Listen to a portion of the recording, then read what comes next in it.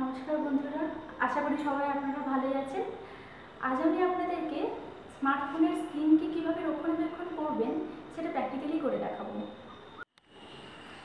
স্মার্টফোনের একটা কমন সমস্যা হলো ঘন ঘন ইউজের ফলে স্ক্র্যাচ পড়ে যাওয়া, আর এরপরেই আমাদের মোবাইল সেন্টারে গিয়ে সেই স্ক্র্যাচকে চেঞ্জ করার জন্য 2-3 হাজার টাকার বিনিময়ে আমাদের স্ক্রিন চেঞ্জের একটা এস্টিমেশন থেকেই যায়।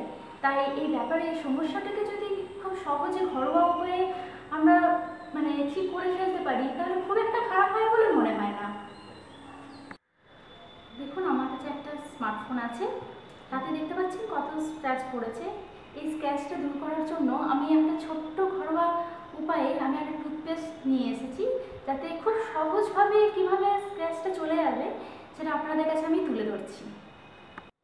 দেখুন, আমি অল্প করে পেস্ট সুন্দর করে স্ক্রিনের মধ্যে হালকা হালকা করে রাফ করছি, যাতে দেখবেন এই স্পিকারে আর ক্যামেরার মধ্যে যাতে না যায়। স্ক্রিনের মধ্যে হালকা হালকা স্ক্রাব করছি।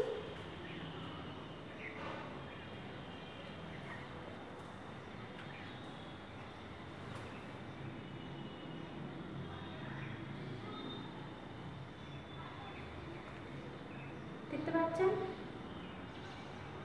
অবশ্যই মনে রাখবেন যাতে ক্যামেরা আর স্পিকারের মধ্যে না যায়।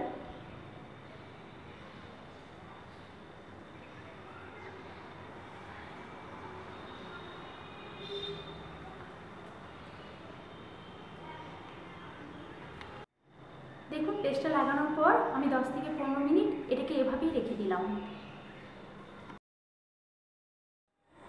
দেখুন, 10 মিনিট হয়ে গেছে। এরপর আমি হালকা একটা কটনের ডাস্টার নিয়ে সুন্দরভাবে আলতো করে করে মুছে ফেলব।